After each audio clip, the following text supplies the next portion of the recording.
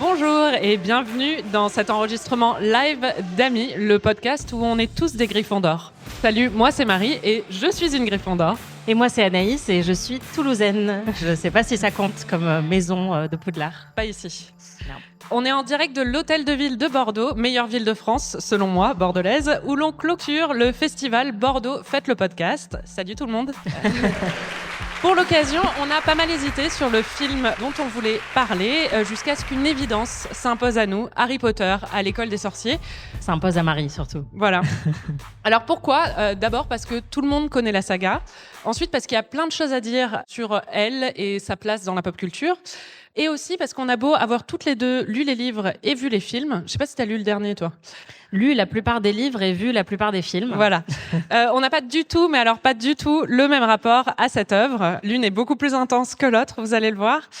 Avant toute chose, pour se mettre dans l'ambiance, on va écouter la musique culte de la saga Harry Potter.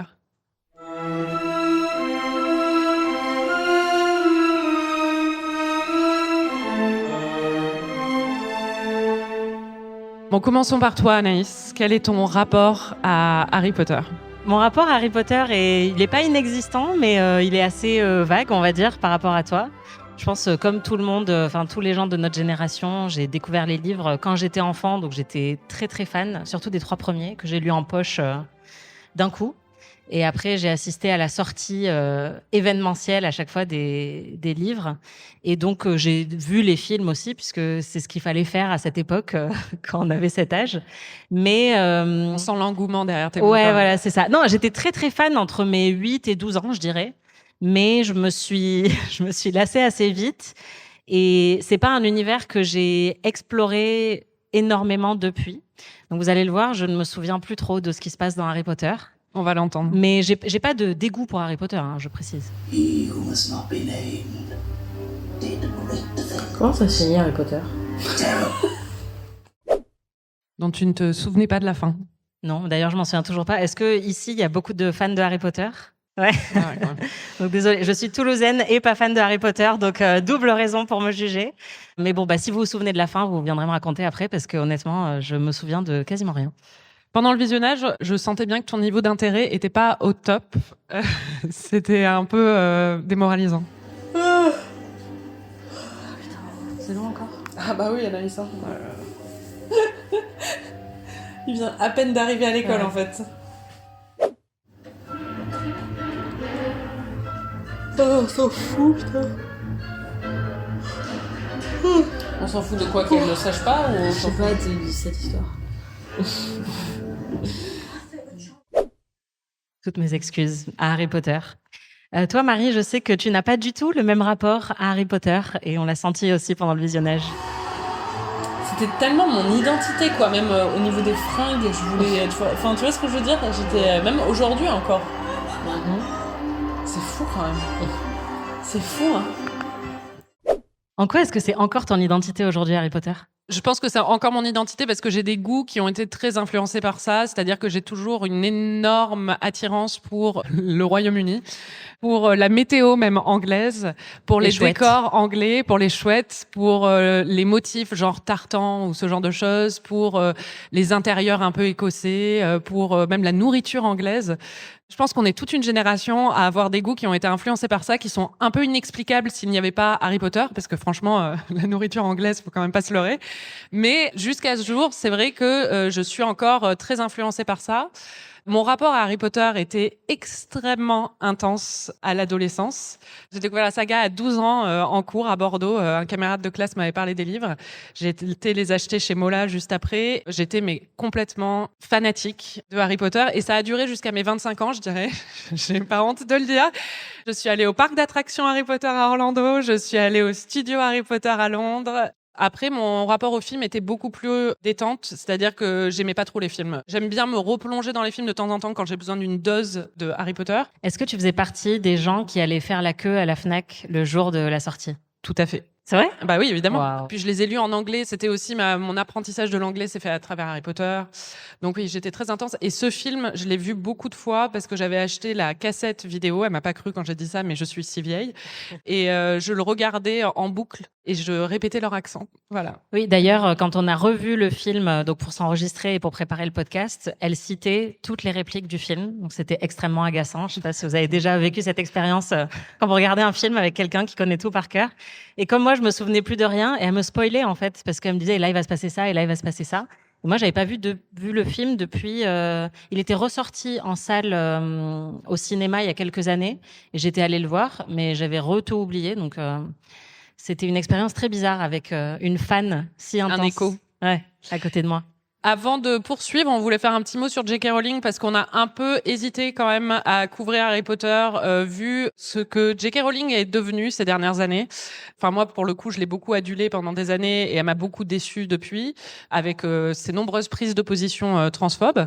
Donc on s'est dit qu'en tant que journaliste et en tant que critique culturelle, on avait toujours un intérêt à parler de cette saga et c'est un tel phénomène et monument culturel de ces 20 dernières années que pour nous c'est toujours pertinent et qu'on veut le faire en s'amusant et qu'on veut le faire aussi lié à nos souvenirs liés à cette saga, mais clairement on n'est pas du tout aligné avec ces prises de position et ceci n'est pas une pub pour J.K. Rowling. Voilà. Oui, non, pas du tout, mais je pense que c'est un problème qu'ont eu tous les fans d'Harry Potter et ils sont très très très nombreux.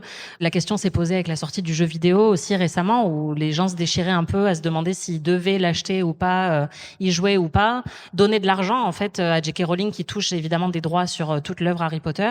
Nous, oui, comme tu le dis, on est journalistes et je pense que quand il y a une analyse critique d'une œuvre, tout comme on peut analyser les œuvres de réalisateurs qui ont été accusés d'agression sexuelle, de viol, de maltraitance, il y a encore des choses à dire sur leurs œuvres, tout en recontextualisant et en précisant les faits de ces personnes. Là, c'est un petit peu pareil. J.K. Rowling, il y a beaucoup moins d'adulation envers elle, mais je pense que Harry Potter, il y a toujours des choses à dire dessus. Enfin, en tout cas, j'espère. On va le faire. On va essayer. Bon, passons au film, justement. Le film est très long. Je me souvenais pas qu'il était aussi long. Il dure 2h30, tout comme ce podcast en général. Comme les petits mouchoirs. Voilà, exactement. Plus long qu'Apocalypse Now. C'est ça. Anaïs, ton rôle est désormais de le résumer en 30 secondes. Est-ce qu'il y a des gens qui ont jamais lu ou vu Harry Potter ici? Ah, waouh! Il y en a deux, ok. Il y en a une qui a été forcée à faire son coming out. Je dois dire que c'était pas très très cool. Désolée. Alors, Harry Potter, c'est l'histoire d'un jeune garçon qui a vachement de chance. Il n'a pas de parents, mais il vit avec sa tante et son oncle dans un petit placard hyper cosy, hyper bien aménagé. Et pour ses 11 ans, alors que nous autres mortels ou moldus, on est forcés d'aller au collège et de prendre des cours de techno et de faire des trucs vraiment pas intéressants, et c'est vraiment pas très fun, lui, il va à l'école des sorciers. Donc c'est beaucoup plus stylé, et en fait, lui, il prend des cours de magie, et il va avoir une cape d'invisibilité, et il va se faire plein d'amis et manger des chocolats qui ont l'air trop bons. En plus, il est méga riche. C'est un plot twist qu'il y a au début. Et c'est l'élu, un peu, c'est ça. Enfin, il est censé se battre contre Voldemort, qui est le méchant de l'histoire. Bravo. J'ai bien résumé? Ouais, magnifique. Harry Potter à l'école des sorciers, c'est un film réalisé par Chris Columbus, qui est sorti en 2001. Chris Columbus, il avait réalisé avant Maman, j'ai raté l'avion, Mrs. Doubtfire, donc il était très axé sur les films pour enfants, donc c'est aussi pour ça qu'il a été choisi. C'est lui qui a réalisé les 2 premiers films, donc La Chambre des secrets, L'école des sorciers, qui sont les films les plus enfantins de toute la saga. À partir du 3e, c'est Alfonso Cuarón, donc ça devient beaucoup plus adulte en fait. Et il y a plus de parti pris dans la réalisation aussi, mais du coup c'est Chris Columbus qui a vraiment établi l'univers. Et ce qui est intéressant, c'est que le film est sorti alors que évidemment la saga n'était pas terminée du tout. Il y avait seulement 4 livres qui étaient sortis à ce moment-là, mais c'était déjà un phénomène mondial et le film a encore accentué le phénomène. Ouais, d'ailleurs, je me suis fait la réflexion quand tu m'as dit que c'était sorti au moment du 4e livre. Je crois que mon rapport à Harry Potter a changé à cause des films, parce que ça a un peu tué mon pouvoir d'imagination. J'avais créé, comme à chaque fois qu'on lit un livre, un univers très spécifique dans ma tête en lisant les 3 premiers. Et je me souviens que j'avais attendu le 4e avec beaucoup d'impatience. Et je sais que j'ai décroché un petit peu après ça. Et j'avais jamais fait le rapprochement, mais je pense que c'est parce que j'ai eu un élément visuel. Et pourtant, j'avais aimé, mais je crois que ça, du coup, après, j'arrivais plus à me plonger dans les livres parce que je voyais la tête des acteurs et c'était pas ce que j'avais imaginé en lisant les premiers. Cet extrait devait être gardé pour plus tard, mais j'ai une théorie sur pourquoi ça t'a vraiment posé problème. C'était surtout parce qu'il y avait un personnage en particulier qui ne ressemblait pas à ce que tu avais imaginé. Elle va m'afficher, c'est bon, c'est parti. Pourquoi le deuxième crime, c'est quand même que Ron, il est pas beau, quoi. Oh non, moi je trouve trop choupi Ron. Ah, mais t'étais amoureuse de Ron, Bah toi. ouais, moi c'était mon crush absolu. C'est vrai? Mais je fantasmais sur Ron. Je regardais le dessin sur la couverture du livre et je me disais, j'aimerais trop être amoureuse de lui à Poudlard. Et quand j'ai vu comment il l'avait casté, j'étais là, ah non, c'est pas mon Ron. Non, mais attendez. En plus, je me souviens de lui sur la couverture des livres, je dois dire que je le vois pas, quoi. Le dessin de Ron sur l'édition Folio Junior pour la Anaïs de 9 ans, c'était fou, quoi. Vraiment, je sais pas. Vous avez jamais eu des crushs sur des personnages de dessins animés ou... Enfin, je sais pas, en fait, c'est tellement abstrait que je pense que c'est beaucoup plus facile aussi de peut-être craquer sur des... Je suis en train de m'enfoncer, en fait, là. Mais, Non, mais attends, moi j'ai des crushs sur des personnages de Harry Potter, pas dans les films, mais dans les livres, Ah, parce voilà. que j'ai projeté quelque chose sur eux, mais pas sur leur portrait, sur la couverture. Non, mais en fait, je pense que Mais ce genre qui s'est Sirius, passé- clairement, c'était mon idéal masculin, quoi. Ah ouais, toi, t'étais déjà quelqu'un de mature, quoi. Ouais. Moi, non. Non, mais en fait, je pense que j'ai développé un crush pour le personnage de Ron et que donc après, je me souviens que je regardais amoureusement la couverture du bouquin en me disant ah mais en plus il doit ressembler à ça.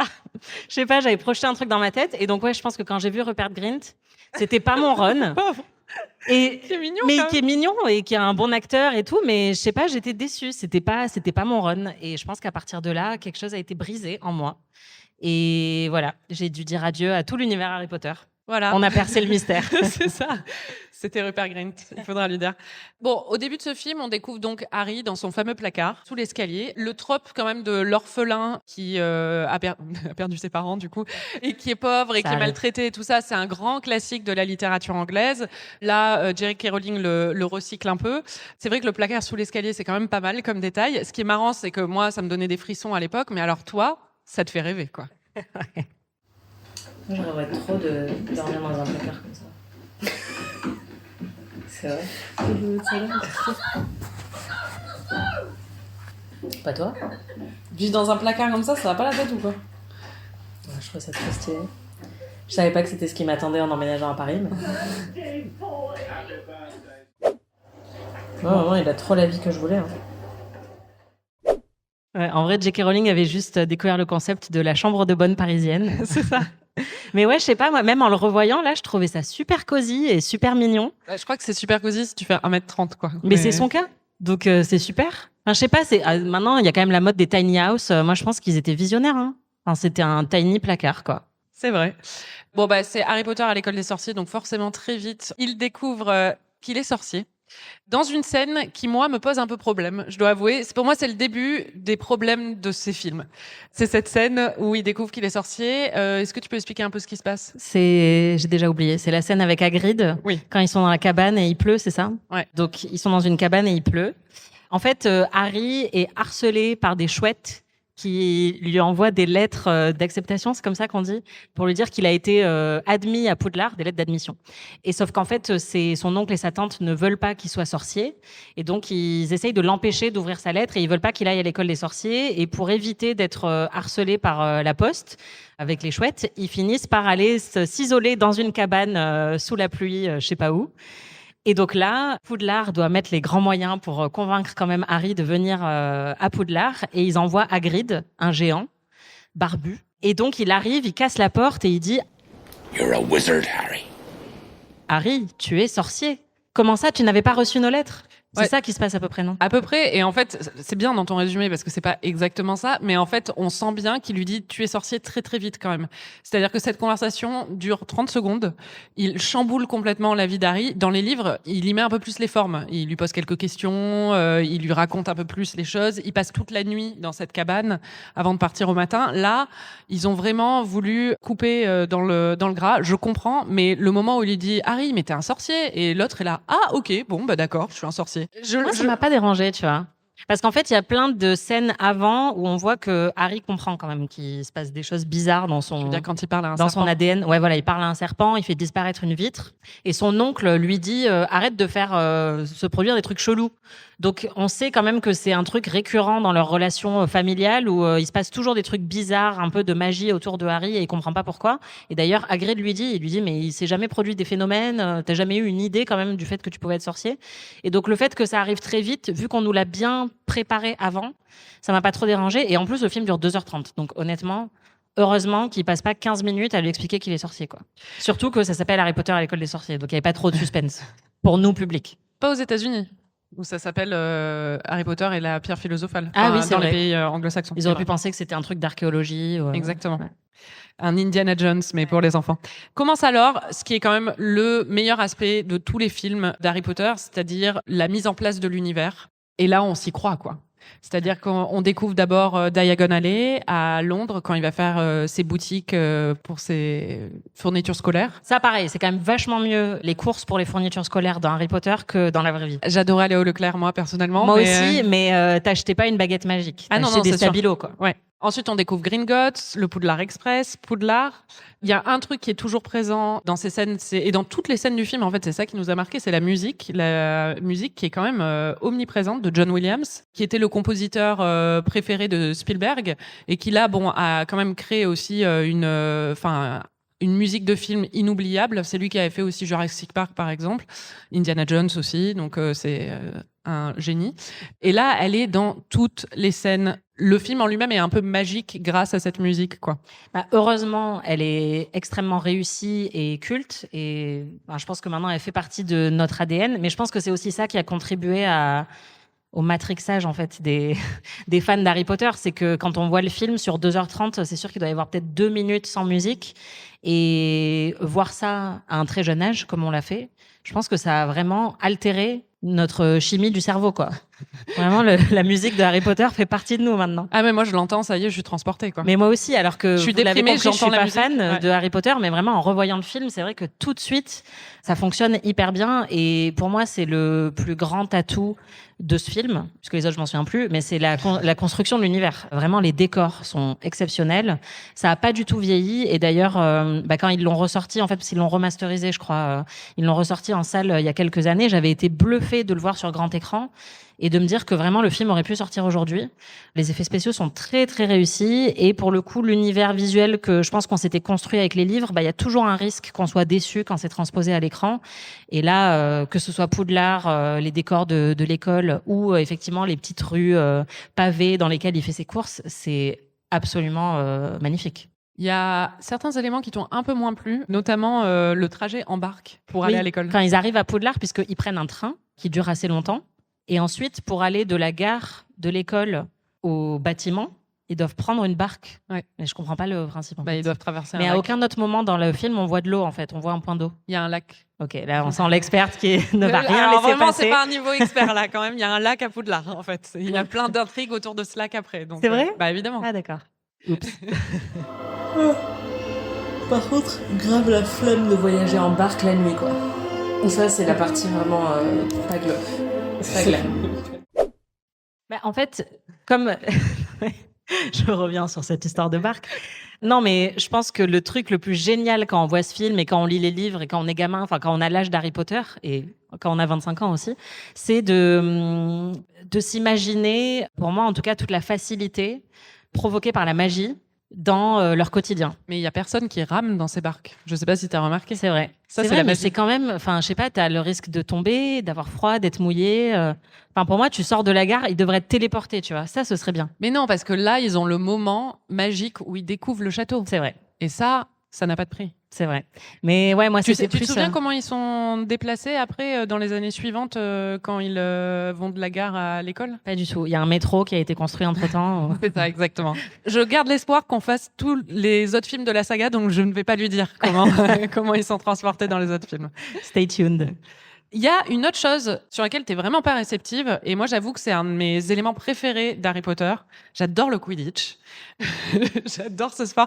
Ceci dit, j'ai vécu à New York et à Central Park, tous les samedis, il y avait une équipe de Quidditch et ils faisaient pitié. Parce qu'ils étaient en train de courir avec un balai entre les jambes et avec celui qui avait le volant, là, le Golden Snitch, il avait c'était une balle de tennis dans une chaussette qui pendait de sa poche. Ça coupe toute la magie. En fait, je voyais pas l'intérêt. Le Quidditch, tout l'intérêt, c'est quand même qu'on vole sur des balais. Et c'est trop bien. Mais moi, en fait, ce que j'adore, et c'est ça que j'aime pas dans les autres films aussi, mais ça y est, je suis partie. C'est clair. C'est que, C'est en parti fait, pour justement. 20 minutes sur le Quidditch. Non, mais justement, pour moi, le Quidditch, c'est des moments qui n'ont pas un impact majeur sur l'intrigue en général. C'est des moments de vie de l'école. Et ça, c'est mes moments préférés, en fait. J'aime bien les moments où ils prennent leur petit déjeuner. J'aime bien le stress qu'il a, les débuts avant les matchs de Quidditch. J'aime bien les rivalités entre les maisons et tout ça. J'aime bien toute cette atmosphère. Et dans les autres films, ils n'ont pas eu le temps, parce qu'il y avait tellement d'intrigues qu'ils n'avaient plus le temps après d'inclure le Quidditch. Et je pense qu'à partir du film, du 4e film, je pense, bon après dans le 4e film, il y a plus de match de Quidditch parce qu'il y a la coupe de feu. Mais du coup, il y a plus de Quidditch et moi ça m'avait un peu attristé. Donc j'adore le Quidditch. Tu n'aimes pas le Quidditch? Non, mais je savais pas que j'avais une opinion sur le Quidditch jusqu'à ce qu'on revoie ce film et je me suis rendu compte qu'en fait, ça me faisait ressentir beaucoup de choses. Là, par contre, c'est vraiment la partie de Harry Potter qui m'a jamais fait rêver, c'est le Quidditch. Ah, moi j'adore. Ah ouais. C'est du sport, mais en plus du sport hyper chiant. Ah non, c'est pas chiant. Ça me donne le mal des transports, leur truc, hein.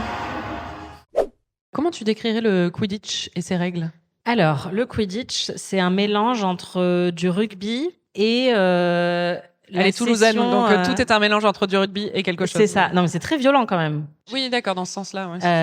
Plus du hockey sur glace, moi, je pense, au niveau des... Le hockey sur glace, c'est un mélange entre du rugby et de la glace. Donc,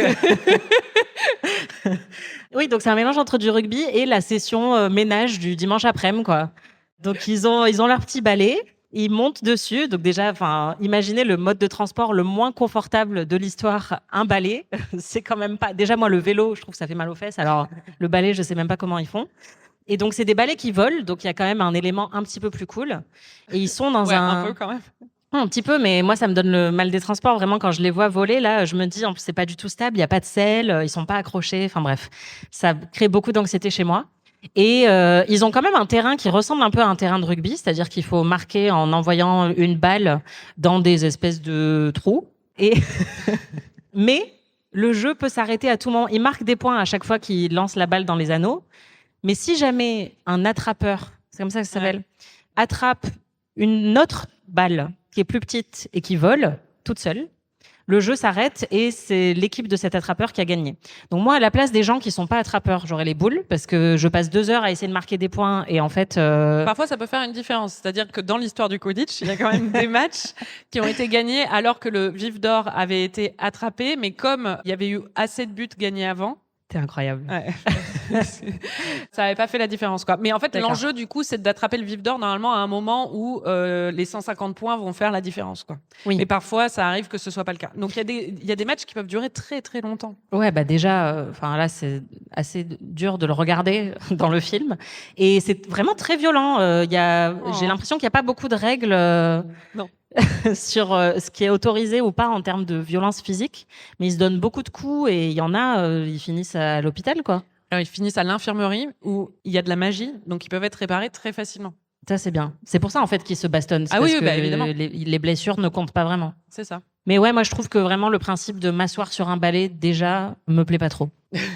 Si c'était des fauteuils volants, là, il y a aucun problème. Je me mets au sport direct. Alors, c'est dans ces moments de découverte de l'école des sorciers qu'on découvre aussi les personnages principaux. On avait déjà découvert Harry, qui est le personnage principal, comme le nom de la saga l'indique. Mm-hmm. Comment est-ce que tu décrirais Harry? Eh ben, c'est un bisu. T'es d'accord ou pas? Non, pas vraiment, mais... C'est vrai? Pourquoi tu dis que c'est un bisu? Parce que il se fait vraiment bisuter déjà par sa famille. Oui. Et ensuite, par tous les élèves. En fait, oui. C'est vrai qu'on peut aussi le dire comme ça. En fait, il est dans une position un peu étrange parce qu'il est hyper célèbre, alors que lui a grandi éloigné de tout ça. Mais comme il a battu Voldemort avec son front quand il était bébé, tout le monde le connaît. Il est hyper célèbre et donc il arrive à l'école et il a déjà une aura de célébrité qui l'entoure. Mais en même temps, c'est pas un cool kid. Les cool kids, c'est un peu les Serpentards et... Non, alors ça, c'est tes cool kids à toi. Harry, c'est un cool kid, mais c'est pas un cool kid pour les gens méchants, quoi. Je sais pas, pour moi, il y a quand même... En fait, il a est pas rock'n'roll. Non, c'est ça. Il est... Après, bon, ça, c'est pas... Je veux pas dire que les gens timides sont des bisous ou quoi, mais il a un côté très timide, réservé. On sent qu'il a beaucoup de traumatismes à gérer. Et non, c'est un choupi, en fait. C'est un choupi, c'est quelqu'un... C'est l'élu, forcément. C'est le héros de l'histoire. Donc, il est hyper noble moralement. Il veut sauver les autres. Et il a plein de pouvoirs. Ah oui. Il a des trucs spéciaux, quoi. Il se rend compte, à un moment, il crame le visage du méchant à la fin, avec ses mains. Oui. Et tu m'as expliqué que c'était le pouvoir de l'amour. Ce que j'avais pas forcément tilté en regardant, mais... Non, c'est parce que en fait, quand sa mère l'a protégé en lui sauvant la vie, c'est l'amour de sa mère en fait qui l'a protégé. Et c'est ça qui a renversé le sort de Voldemort, parce que Voldemort ne connaissait pas l'amour, évidemment. Et en fait, comme Quirrell est possédé par Voldemort, c'est en fait Harry arrive à attaquer Voldemort. Bon, bref, voilà. Et du coup, tu dis Voldemort aussi. Oui, c'est Voldemort. Mais en tout cas, il y a des moments où tu trouvais qu'il avait un peu trop pris la confiance dans le film, comme le moment où justement il devient le plus jeune attrapeur de l'histoire de l'équipe de Gryffondor. Oui, et quand quelqu'un lui fait remarquer, il est un peu en mode bah ouais, je suis un cool kid. You must be the youngest Quidditch player in a century, according to McGonagall. Hey, well done, Harry. What's just Ça y est, ils se sentent plus pétés là. George of the team too. Moi, je veux qu'il reste humble. Il reste assez humble quand même. Oui, oui, ça va. Ensuite, on a Ron. Bon, on a déjà un peu couvert Ron. Le plus beau. Non, mais Ron, c'est le sidekick, donc c'est le meilleur ami de Harry. Je me souviens plus du tout de commencer dans les livres, mais dans le film, il est aussi là comme ressort comique. C'est le meilleur ami, donc il a quand même des intrigues à lui, mais il est là en soutien et il est là pour faire des petites blagues de temps en temps et pour souligner de manière souvent très écrite les enjeux du film. Il est souvent là pour dire « Oh, mais Harry, si jamais tu fais ça, il va se passer ça et tu te vengeras de la mort de tes parents. » Enfin, Oui, c'est un peu un outil d'exposition et un outil comique, Ron, Ouais. dans tous les films. Et c'est un peu un neuneu aussi. Enfin, c'est un peu comme ça qu'il est écrit, même s'il joue très bien aux échecs. On sait pas trop pourquoi. c'est un peu comme Xander dans Buffy. Il sert à rien, mais il y a un truc qu'il sait faire bien. Et... C'est l'armée. Ouais, c'est ça. Ouais. Et enfin, dernier élément du trio principal, évidemment, Hermione, notre héroïne à toutes, qui est jouée dans le film par Emma Watson. On n'a pas dit, mais c'est celui qui joue Harry Potter, c'est Daniel Radcliffe. Je sais pas s'il faut le préciser. Ah oui, oui. Rupert Grint, on en a parlé tout à l'heure. Donc Hermione, qui, faut le dire, est vraiment pas hyper sympathique dans la première moitié de ce film. You've got dirt on your nose, by the way. Did you know? Just there. Oh là là. Je t'ai vu travailler. Et là, c'est la scène où elle arrive dans le train et elle est très agaçante. Mais elle est écrite comme ça aussi, et je pense qu'ils lui ont demandé de le jouer comme ça. Elle surjoue vachement, en fait, le côté peste. Elle est pas peste, Hermione, je m'identifie un peu à elle. C'est une Madame Je sais tout, très clairement. On m'a décerné, quand j'avais 5 ans, à la crèche, à la garderie des Pitchouns, le diplôme de Madame Je sais tout, ce qui m'a beaucoup marqué et beaucoup traumatisé dans ma jeunesse. Ça m'étonne pas. Voilà. Je m'identifiais beaucoup à Hermione. Moi, j'étais du genre, quand j'étais en classe, quand je levais la main, à me coucher sur le bureau. C'était tellement horrible. insupportable. Exactement. Mais du coup, je m'identifie beaucoup à elle et elle m'est très sympathique. Et c'est vraiment ce personnage-là qu'elle joue.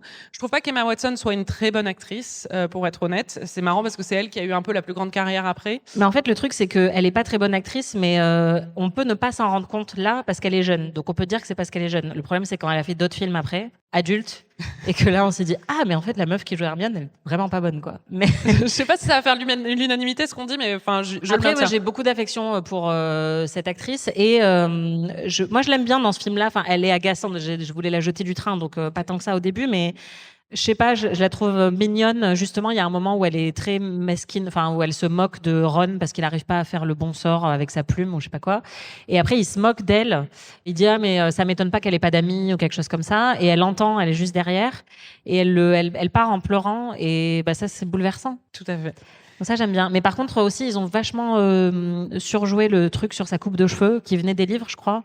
Mais où là, on dirait qu'elle se coiffe en s'éclatant une grenade sur la alors tête ça, tous moi, les ce matins. qui me quoi. gêne, c'est plus que ça a été oublié après. Normalement, Hermione, elle a des dents de lapin et des cheveux de merde. Et enfin, elle est censée avoir ça jusqu'au bout. Et c'est, enfin, pas les dents de lapin, c'est corrigé au bout d'un moment. Emma Watson était tellement jolie et tout ça qu'ils en ont fait un peu une héroïne beaucoup plus mignonne que Hermione, qui quand même est censée être mignonne, mais a des défauts physiques assez soulignés et moqués par les autres personnages. Et ensuite, on a plein de personnages secondaires, on va pas tous les faire, mais il y a Rogue, qui est joué par Alan Rickman. Tu avais des choses à dire sur Rogue, c'est pour ça. Bah, je l'adore. Voilà, c'est mon chouchou.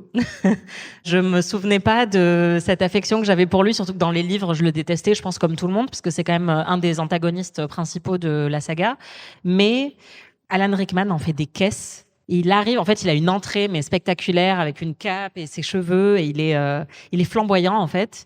Après, il y a quand même un truc que j'avais pas remarqué à l'époque, mais qui m'a fait penser au cliché du queer coded villain, donc du méchant qui a des sous-entendus ou un sous-texte queer, puisque en fait, lui et le professeur Quirrell aussi, dans leur interprétation, ils ont beaucoup de maniérisme un petit peu efféminé et c'est quelque chose qu'on retrouve souvent dans la pop culture et qui a été assez décrié, où on associe en fait homosexualité et déviance dans l'imaginaire collectif. Et donc, pour incarner des personnages de méchants, il faut leur donner des traits qui vont faire penser à un personnage gay, parce que ça va tout de suite indiquer qu'on peut pas leur faire confiance. Et c'est quelque chose qu'on a retrouvé vraiment dans aussi dans des dessins animés. Et là, je n'avais pas fait attention avant, mais je trouve que Alan Rickman joue un petit peu là-dessus, la manière dont il pousse ses cheveux comme ça. Mais après, c'est quand même un acteur extraordinaire et il est tellement marquant visuellement, tout en noir, que je sais pas. Je trouve que c'est un personnage hyper marquant de la saga et donc je l'adore. Ensuite, on a Dumbledore. Et alors là, bon, c'est moi qui vais dire des choses sur Dumbledore. Dans ces 2 films, dans les 2 premiers films, il est joué par Richard Harris. Et Richard Harris, il avait sûrement lu les livres parce qu'il savait jouer Dumbledore. Et après, dans les autres films, ils nous ont ramené Michael Gambon, qui n'a jamais lu les livres et qui est devenu un Dumbledore incompréhensible. C'est-à-dire qu'il était agressif, il était pas sympa, il n'était pas excentrique et cool comme Dumbledore devrait l'être. Et ça, je devais le dire. Au cas où on fasse pas plus d'épisodes de podcast sur ce sujet. C'est tout ce que j'ai à dire sur Dumbledore pour le moment. Mais du coup, Richard Harris, bon, qui est très très vieux, hein, c'est pour ça, il est mort après, c'est pour ça qu'il n'était pas dans le 3. Il est très très très vieux dans ses films, mais il fait un très bon Dumbledore. Voilà. Ouais. Et bon, on a McGonagall quand même, qui est jouée par Dame Maggie Smith. Une icône. Exactement. Eh ben, on a Hagrid. Et là, je vais devoir peut-être faire des malheureux. Je n'aime pas Hagrid. Je n'ai jamais aimé Hagrid. Je n'aime pas le personnage d'Hagrid dans les livres. Je ne l'aime pas dans les films. Pourquoi ? Il est chiant. Toutes les intrigues qui sont liées à Hagrid sont chiantes. Norbert le dragon, chiant. Le chien à 3 têtes, chiant. Toutes ces histoires d'animaux magiques, chiant. J'en ai marre. Moi, je crois que c'était mes préférés. J'aimais Ah. bien les créatures magiques. Ah non, je peux pas. Vraiment, Hagrid, il est gentil, hein, mais on sent que J.K. Rowling l'aimait beaucoup trop, en fait. C'est qu'elle aimait trop lui donner des intrigues. C'est vraiment un gentil personnage, mais on n'a pas besoin de plus de lui. Moi, je l'aimais beaucoup. Bah, je dois être assez basique là-dessus, mais en fait, c'est un peu le même archétype que Hodor dans Game of Thrones. C'est le grand, un peu bêta, qui est hyper attachant, qui a beaucoup de cœur, qui sait pas forcément s'exprimer en fait avec beaucoup d'intellect, mais qui est très présent pour donner de l'âme à l'histoire. C'est T'as tout vu, à fait ça. je défends Harry Potter maintenant. Je sais pas ce qui se passe. On va parler un peu de l'intrigue, parce que l'intrigue n'est pas seulement la découverte de l'école des sorciers et de l'univers des sorciers. Il y a aussi une histoire. C'est l'histoire de Voldemort qui prend possession du corps de professeur Quirrell, un professeur de défense contre les forces du mal qui bégaye. Et il se cache dans son turban. Il se cache dans son turban, tout à fait, pour en fait prendre possession de la pierre philosophale, parce qu'il veut être immortel. Donc il y a toute une intrigue autour de la pierre philosophale. Pendant la moitié du film, on se demande qu'est-ce que c'est ce truc que le chien à 3 têtes garde. Et en fait, toi, tu avais des choses à dire sur la notion d'immortalité. Oui, bah juste, j'aime bien vivre et j'aimerais bien vivre longtemps. Donc forcément, le concept d'un truc qui permet d'être immortel, je trouve ça très cool. Et tu trouvais aussi qu'il était un peu dommage que Nicolas Flamel, le créateur de la pierre philosophale, choisisse de mourir à 665 ans. Opportunité ratée. Ouais. Moi, j'aurais attendu d'aller au moins jusqu'à 666 quand même. Ok, non, allez. Ouais, c'est un peu con de mourir à 665.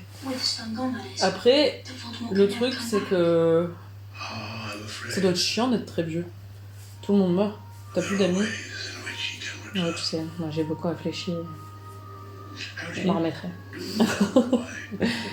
Je veux juste vivre. Enfin, ok. Moi je vais être vampire. Mais en vrai, la pierre philosophale, c'est mieux. Parce que vampire, t'es obligé de vivre la nuit. J'ai vraiment beaucoup réfléchi à toutes les manières dont je pourrais être immortel. Et je pense que ça, c'est plus cool en vrai. De quoi ? Qu'être transformé en vampire. La pierre philosophale. Oui, Parce que du coup, tu peux vivre le jour aussi. Oui. Tu peux voir la lumière du soleil. Tu n'es pas obligé de te nourrir d'êtres humains. Ouais, c'est vrai. Ouais, Pas besoin de boire de sang. Ouais, c'est cool. Le problème du film, c'est qu'il est très long, on l'a dit, et que c'est un film pour les enfants, donc forcément dans les films pour enfants, ça surexpose beaucoup parce qu'il faut beaucoup expliquer les choses. Mais comme tu n'es pas une enfant, tu n'avais pas besoin. Et parfois on en doute, hein, mais tu n'avais pas besoin qu'on t'explique autant les choses. Donc ça a été un petit peu laborieux pour toi parfois.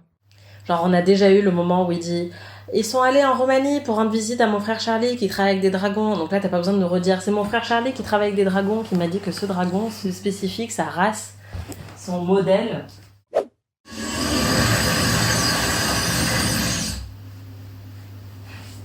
Ok, ensuite, qu'est-ce qu'il y a ? Jeu d'échecs.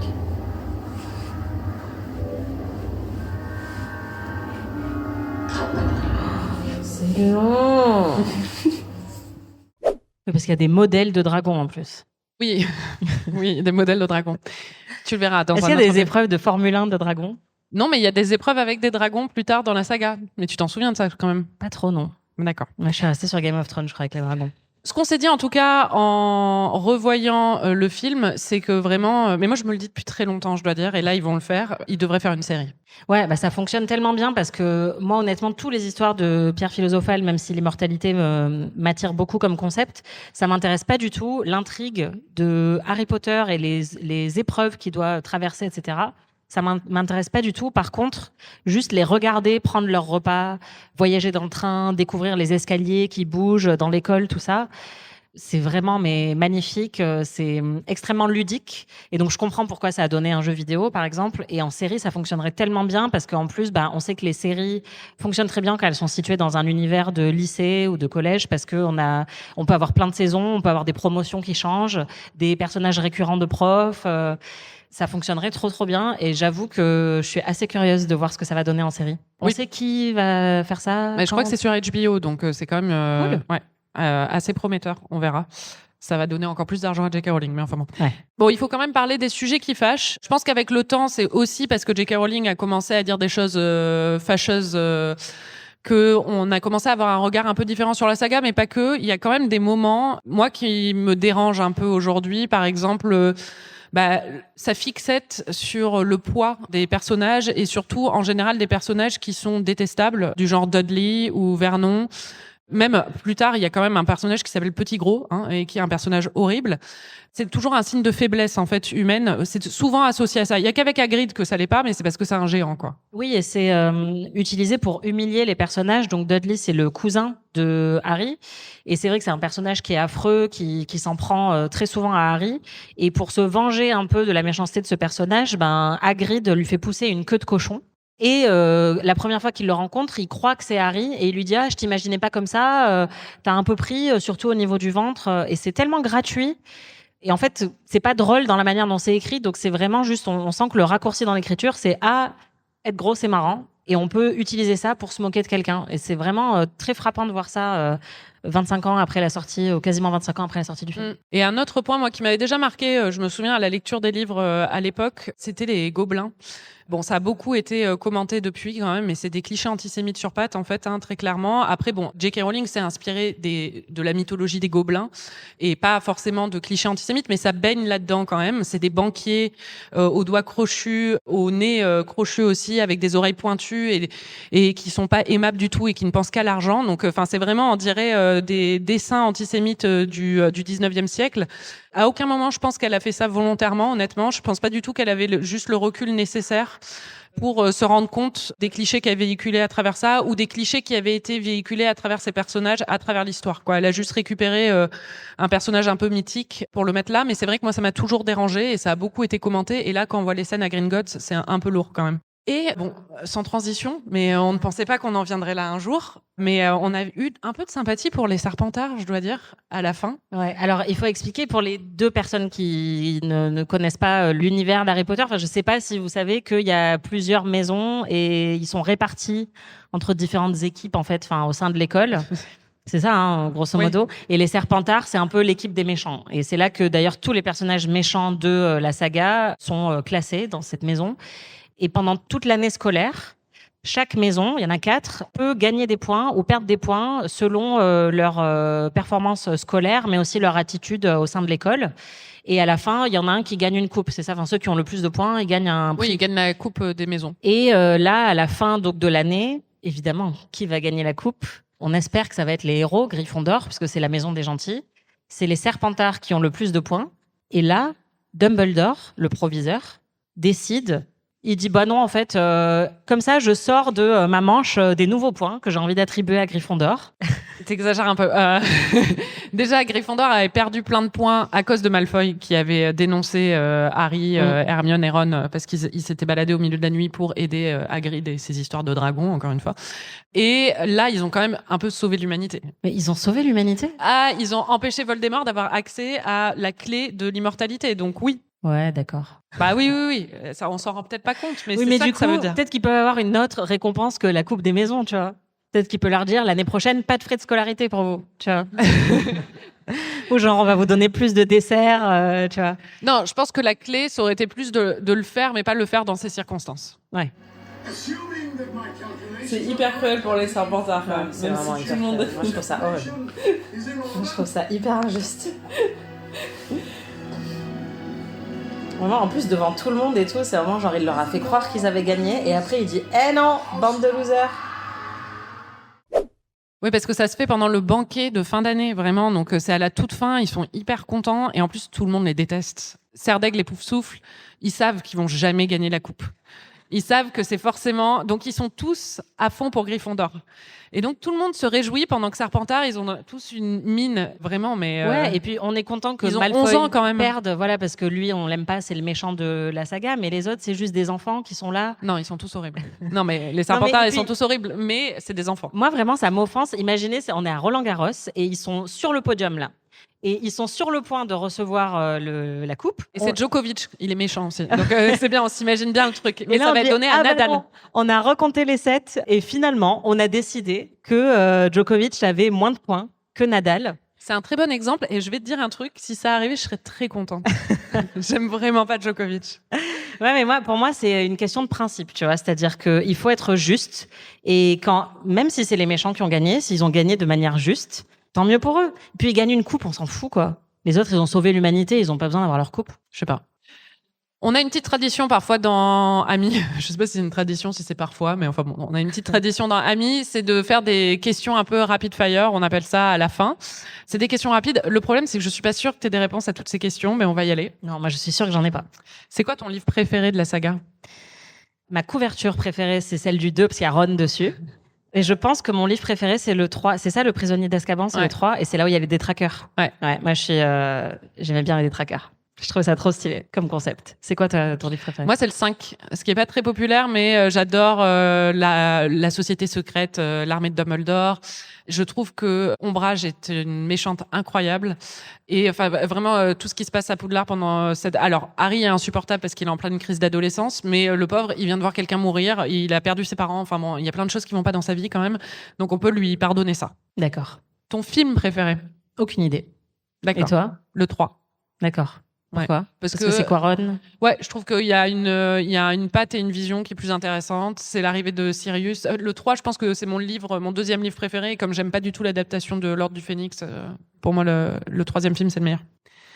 Alors là, je crois que tu vas bloquer parce que tu m'as dit que t'allais bloquer. C'est qui ton personnage secondaire de la saga préféré? En vrai, sans doute Sirius. Enfin, si j'ai des Copieuse. vagues souvenirs de l'époque, je pense parce que c'est un des rares adultes qui est sympa aussi. Il y en a quand même pas beaucoup. Bon, il y en a quand même, hein. Il était un peu sexy aussi, non? De ouf. Ouais, voilà. Donc ouais, je pense Sirius ou Rogue. Parce que j'ai pas lu le dernier livre, mais on m'a dit qu'en fait, Rogue, plot twist, était pas si méchant que ça. Alors bon, et ça j'ai se trouvé ça discute. génial. Selon moi, ça se discute. C'est pas parce que t'es amoureux de quelqu'un que t'es pas un connard. Donc, mais Très vrai. Il faut que je te demande. Ah bah oui, c'est ça serait qui toi bien. ton personnage secondaire préféré? alors moi, il y a Sirius, mais il y a aussi Fred et George. J'adore Fred et George. J'avais un petit crush sur eux aussi, enfin individuellement, mais je sais pas trop lequel parce qu'ils sont un peu inséparables quand même. Ton méchant préféré? Rogue. Ouais. Et j'aimais bien aussi le Lucius Malfoy. Ouais, si tu le trouvais sexy. Ah ouais? Bah, tu m'avais dit ça. Ah bon? Bah oui, c'est comment il s'appelle Je trouve tout le monde sexy, j'ai des gros problèmes. Moi. Pas dans mon souvenir. Enfin là, tu vois, c'est pas ce que j'aurais dit, mais je pense que c'est juste ils sont marquants en fait. Et peut-être un peu. C'est Jason Isaacs qui joue. Ah oui, bah c'est pour ça. Oui, bah Ouais. voilà. Ok, d'accord. Et toi? Moi, c'est Bellatrix. J'adore Bellatrix. Ah Elle oui, est trop c'est, stylée. comment elle s'appelle? Helena Bonham Carter. Ah Ouais. Bon, le méchant le plus flippant pour moi, c'est Ombrage, je l'ai dit, mais on peut dire que c'est Voldemort aussi. Hein. Alors, aucun souvenir. Moi, j'ai Voldemort, je me souviens que je le trouvais pas méchant. Je comprenais pas pourquoi il avait pas de nez. Et non, vraiment aucun. Les méchants. Et un sort que tu aimerais incorporer dans ton quotidien. Moi, j'en ai un très précis. J'y pense souvent et j'essaie souvent de le faire chez moi. Eh bah, vas-y alors. C'est Axio. C'est quoi Axio? Axio, c'est Ah, pour c'est la faire lumière venir... Non, c'est pour faire... Ça, c'est Lumos. Ah oui, c'est parce pour... que ça, j'allais dire, on l'a tous sur le téléphone maintenant. Non, c'est pour faire venir des trucs à toi. Donc, si t'es allongé, tu fais Axio sac à dos et normalement, ils doivent voler vers toi. Et ça, c'est le rêve. Ah, le Mais- truc de flemmard, quoi. Ouais, exactement. Il faut que ce soit un sort de la saga? Ce serait bien, mais si Ouais, je pense parce que t'en as pas. Je peux pas te répondre à ce moment-là. Et alors, sinon? Je sais pas, j'aimerais bien. Moi, j'aimerais trop lire dans les pensées, en fait. Ok. Voilà. Eh ben, c'est possible dans la saga aussi, à un moment. Enfin, plus ou moins. Rogue est très bon là-dedans. Ok. Voilà. Bah, lui et moi, tu vois, on a beaucoup de choses en commun. On va faire un petit test parce que en fait, moi, j'avais pas conscience qu'Anaïs n'y connaissait rien. Et vu l'étendue de ses connaissances, je me suis dit ce serait bien de vraiment les tester pour voir où elle en est. Première question. Lequel des Weasley... Alors, désolé, s'il y a des gens qui n'ont pas lu jusqu'à la fin, bouchez-vous les oreilles. Ah oui. Lequel Spoiler. des Weasley meurt à la fin? Un des jumeaux, non? Ouais. C'est Fred? Ouais. Ah, moi, j'ai dit au pif. Et l'autre, il a plus d'oreille. Il lui manque une oreille. Ah, comme Van Gogh. Voilà. Alors, non, bon, ça, c'est difficile, je pense. Tu vas vraiment pas savoir. C'est quoi les 3 reliques de la mort? C'est quoi les reliques de la mort? Il y en a 3. Et c'est des trucs qu'ils doivent collecter comme les Pokémon, non? Ils doivent les trouver. C'est dans la forêt, je pense. Alors, des trucs en fait, cachés dans la forêt. le truc, c'est qu'elle a été assez ambitieuse parce qu'elle a fait 2 trucs qu'il fallait collecter. Il y avait à la fois les Horcruxes, qui étaient des morceaux de l'âme de Voldemort qui étaient placés dans des objets. Et les reliques de la mort, c'était un autre truc qu'il fallait aussi trouver. Ouais, ça, voilà. Je me souvenais qu'il fallait les trouver, mais ça sert à quoi? Bah, à être super puissant, quoi. D'accord, ouais, bon, comme Et tous à les défier trucs. la mort, en fait. C'est surtout ça. Comment s'appelle la prof, ou le prof, je me suis un peu trahi là, en charge de Gryffondor? Bah, c'est pas McGonagall? Si, bravo. Ouais. Quel est le nom de l'école des sorciers en France? Ah, donc pas Poudlard, traduit en français, mais Non. là où il y a Fleur de la Cour, là, c'est Exactement, bravo. ça? L'Arpoux, je sais pas.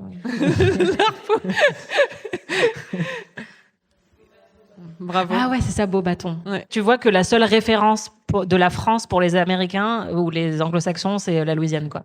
Beauxbatons, c'est vraiment un truc... Je pense que c'est surtout, en vrai, J.K. Rowling a été prof de français, donc il y a beaucoup de noms en français. Bah, Voldemort, Oui, voilà. Malfoy, mauvaise foi. Enfin bon, bref. Là, c'est Beauxbatons, bâton, c'est les baguettes, quoi. Bon, là, c'est dur. Qui étaient les 4 maraudeurs? C'était 4 personnes qui maraudaient il y a très longtemps. Ils se baladaient dans les marais. Ils avaient des capes. Ils avaient une cape, c'est vrai. Ils avaient la cape d'invisibilité. Est-ce qu'il y a un lien avec les animaux qui brillent dans le noir? Les Patronus? Ouais. Plus ou moins, oui, dans le sens où en fait ils se métamorphosaient en animaux et leur Patronus était aussi par exemple le Patronus de Harry est l'un de ces animaux C'est un cerf. parce que son père était l'un des 4 maraudeurs. Donc James Potter. D'accord. Et du coup, il y avait Sirius, James, il y a un autre qui est prof dans le 3. Rogue?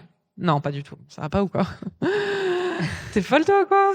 Bah, je sais pas, Il moi. y avait Lupin Ok. et il y avait Petit Gros. De Lupin, qui j'avais oublié que... Lupin, il est trop Ouais. cool. De qui Snape/Rogue était-il amoureux? Ça, je sais, de Lily Potter. Bravo. La mère de Harry Potter. Bravo.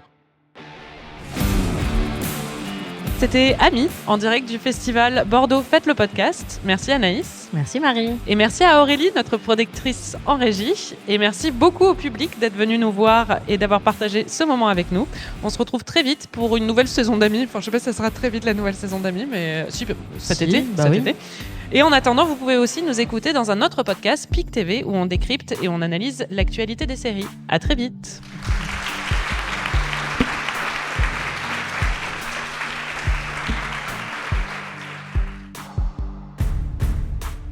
Ami est un podcast d'Anaïs Bordage et Marie Telling, produit par Slate Podcast. Direction éditoriale Christophe Caron. Production éditoriale, prise de son et réalisation Aurélie Rodriguez.